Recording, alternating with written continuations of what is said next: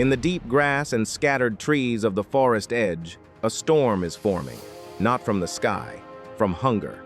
A pride of nearly a dozen lionesses has surrounded a massive buffalo. This is not a casual hunt. This is a calculated siege. Every lioness holds a position, forming a loose circle that closes with every step. One lioness makes the first move. She launches forward and clamps her jaws onto the buffalo's back, aiming close to the spine. It is a brutal tactic. The goal is simple: break the animal's strength before it can break the formation. But this buffalo is built like a tank: thick hide, massive shoulders, power packed into every step. When it moves, it does not stumble. It explodes. With a violent twist of its body, the buffalo spins around, unleashing raw force in every direction. Dust erupts as hooves tear into the earth.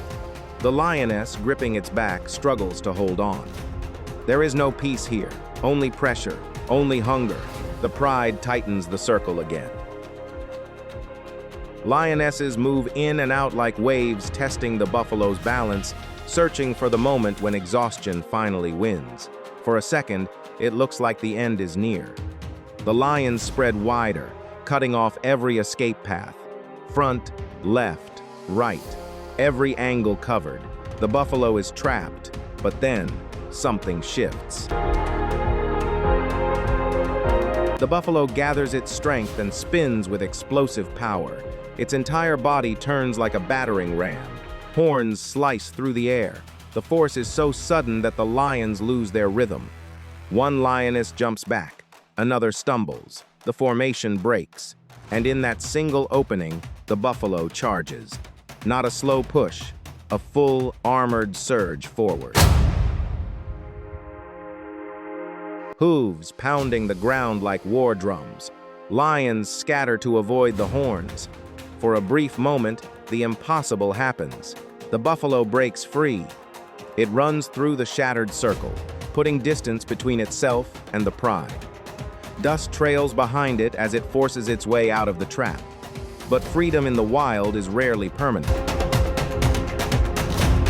Behind it, the lionesses regroup. Their hunger has not disappeared. One by one, the lionesses begin tightening the circle again. They move with patience, spreading out just enough to block every direction. The buffalo is free for the moment, but not safe. Then the attacks begin. A lioness rushes from the left, another from behind. Teeth snap, jaws clamp down as they lunge into the buffalo's massive body. Each strike is quick, violent, and precise. One lioness commits fully. She launches onto the buffalo's back with a brutal grip, claws digging deep into thick hide. Her weight drags against the animal's movement, slowing it down. Another lioness dives lower. Her jaws lock onto the buffalo's tail. It is a vulnerable hold. Not fatal, but powerful enough to control balance.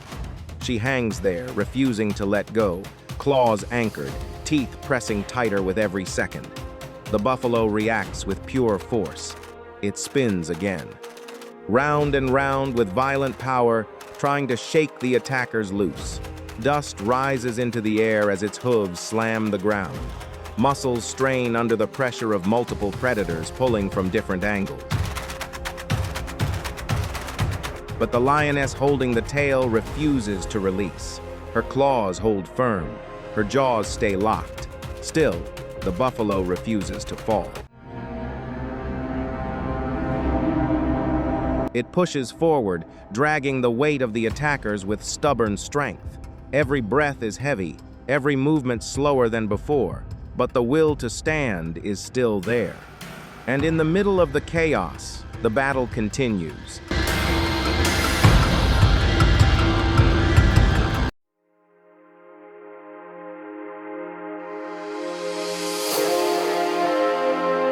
Nature isn't always about the fast-paced chase you see in highlight reels.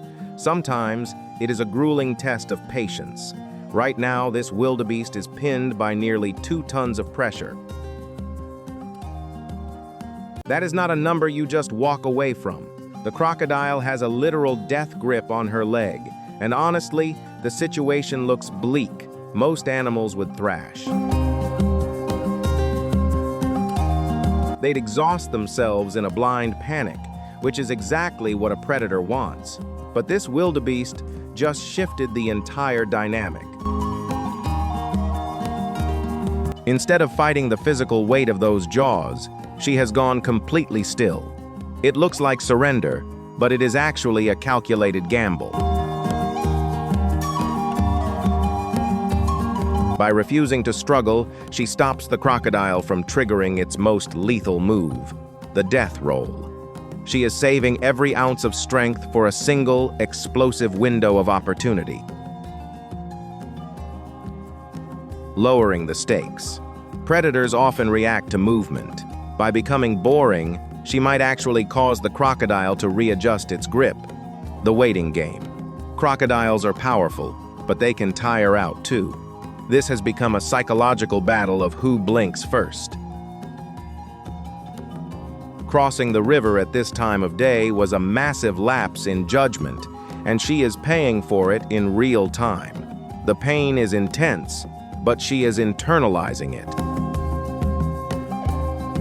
She isn't just hanging on, she is waiting for the crocodile to get comfortable.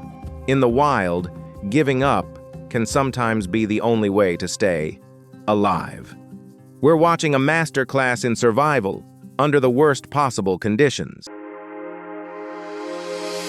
She has stopped fighting the current and the predator. It looks like she's being dragged, but there is a sharp focus in her eyes. By following the crocodile toward the bank, she is actually moving the fight to where she has at least a slight advantage.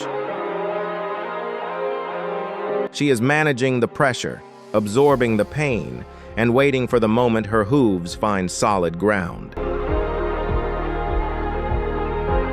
The second she feels the mud, she strikes. It's a brutal stomp, a desperate attempt to shatter the crocodile's focus or its skull. But this isn't a movie, and the crocodile is a specialist in this exact scenario. It anticipated the struggle. Instead of letting go, the reptile anchors itself, using the wildebeest's own momentum against her. That massive bite force doesn't budge. The very force she used to strike back throws her off center. For the first time in this encounter, she loses her footing. Watching a 1,000-pound animal crash into the mud is a heavy sight. The water is shallow now, but she is vulnerable.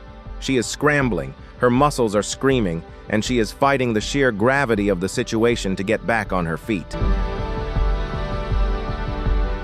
She is down, and in the wild, being down usually means it's over. But the fact that she is still kicking, still trying to find purchase in the slick mud, shows that the instinct to survive is sometimes stronger than the physics of the attack. Would you like to explore what happens when the rest of the herd notices she's trapped on the bank? The dynamic has shifted entirely. Now, the crocodile is done playing the waiting game and is taking absolute control. It releases the leg, but only for a fraction of a second, a terrifyingly fast transition before lunging for the throat. This is the suffocating grip. The crocodile isn't just holding on anymore, it's trying to end the fight right here in the mud. The wildebeest is thrashing, caught in a state of pure agony. Every time she exhales, the crocodile tightens, pressing her down into the earth with its massive weight. It looks like the end. Her movements are becoming frantic, disjointed. But in that moment of peak desperation, when the pressure is at its absolute maximum, something gives. Maybe the mud was too slick for the crocodile to get the leverage it needed, or maybe the wildebeest found a final hidden reserve of adrenaline. With a violent, spasmodic heave, she twists her body and shatters the hold. She doesn't look back. She moves with a sudden, sharp burst of speed. It is a frantic, blurred rush to get away from the water's edge. She has her life, but the price was. She is back on the shore, breathing, but she is standing on 3 legs. The damage to her limb is permanent. In the African wilderness, surviving the attack is only half the battle. Now she has to survive the aftermath. She has escaped the jaws, but she is entering a completely different kind of struggle.